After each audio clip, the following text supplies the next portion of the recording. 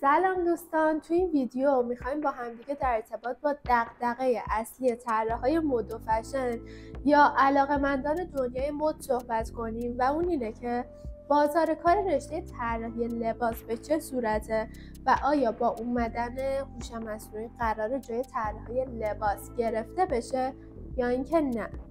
پس اگه شما هم علاقه‌مند به دنیای مد و فشن هستین یا میخواین بدونید چه آینده‌ای در انتظارتونه توی این رشته، حتما این ویدیو رو تا آخر تماشا کنید چون قراره راجع به این سوال بیشتر با هم صحبت کنیم. خب بیاین اول از همه راجع به بازار کار رشته طراحی لباس باهاتون صحبت کنم. میدونید که دنیا مدام در حال تغییره، در حال بروز شدنه.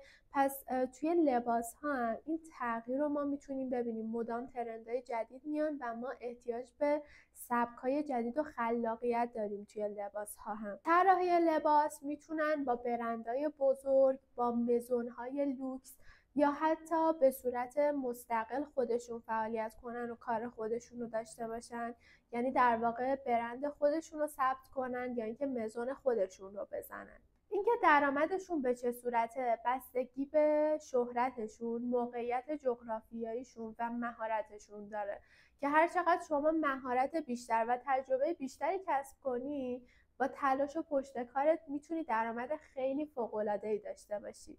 حالا اینو توی ویدیوی بعدی کاملتر توضیح میدم که از چه طریقی میتونه یه طراح لباس به درآمد برسه که خیلی زیرشاخه‌های زیادی داره و توضیحاتش خیلی مفصله. بریم سراغ هوش مصنوعی و تاثیرش روی طراحی لباس.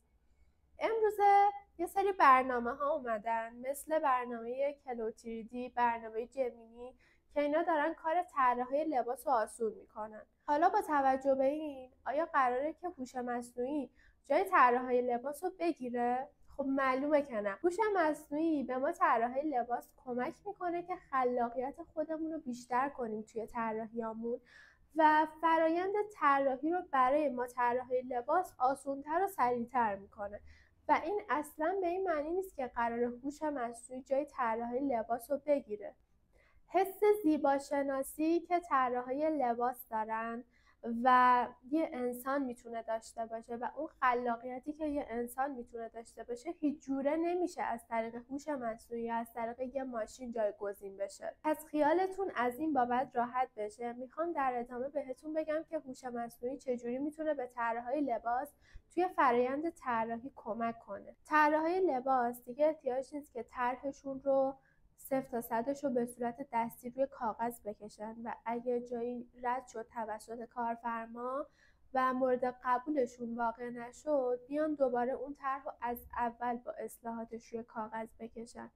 با استفاده از تکنولوژی و طراحی دیجیتال میتونید طرح رو روی سیستم تو سریع‌ترین زمان ممکن داشته باشید و با استفاده از ابزارهایی که وجود داره میتونید اصلاحاتی که نیازه رو به سریع‌ترین و راحت‌ترین شکل ممکن روش ایجاد کنید.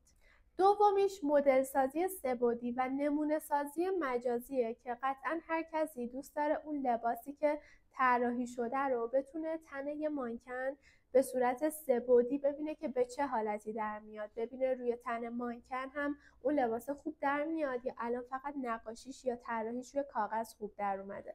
و به کمک هوش مصنوعی و نرم افزارهایی که اومده مثل نرم افزار کلوتریدی و خیلی برنامه‌های دیگه، به راحتی این امکان فراهم شده که اون لباس قبل از اینکه دوخته بشه، اون مشتری یا اون مخاطب به راحتی بتونه نمونه از اون سفارشش رو تن یه مدل به صورت سه‌بعدی کاملا از زوایای مختلف بررسی کنه. سومیش هم چاپ دیجیتال پارچه است که خب قبلا یه سری روش‌های سنتی و دستی وجود داشته برای طراحی پارچه که با استفاده از حالا رنگ‌های اکریلیک، رنگ‌های پارچه می اومدن اون طرح و یا پترنی که می‌خواستن و روی پارچه طراحی می‌کردن. هم خیلی زمانگیره، همین که خب ممکنه اون ظرافت و دقت لازم رو نداشته باشه، ولی میشه اون ایده‌ای که توی ذهنت داری و با کیفیت‌تر و توی سریع‌ترین زمان ممکن با استفاده از چاپ دیجیتال روی اون پارچه مستقیما چاپش کرد. این 3 تا مورد مهمتریناشون بودن. چهارمیش پایداری و کاهش هدر رفته که خب هر چقدر این فرایند طراحی تا اجرا سریعتر پیش بره و با آزمون و خطای کمتری باشه، قطعا هم توی هزینه ها صرفه‌جویی میشه، هم حالا کاغذ، الگو، پارچه کمتری هدر میره و قطعا به محیط زیستم خیلی بهتر کمک میشه. پس بهترین راه اینه که طراحا با تکنولوژی‌های جدید آشنا بشن و از هوش مصنوعی استفاده کنن توی کارشون که با حفظ خلاقیت و اصالت خودشون و ترکیب هوش مصنوعی در واقع یه نتیجه خیلی خفن و خیلی جذاب رو میتونن به بار بیارن. این 4 تا مهمترین موردهایی بودن در ارتباط با تکنولوژی و طراحی لباس. اگه شما مورد دیگه میدونید توی کامنت ها حتما برام بنویسید و اینکه توی ویدیوهای بعدی هم قراره در ارتباط با طراحی دیجیتال، نرم افزارهای طراحی دیجیتال و اینکه چه سیستم یا چه آیپد یا تبلتی احتیاج داریم برای این کار کامل و جامع توضیح بدم. خلاصه که چنلمو سابسکرایب کنید. مرسی از توجهتون.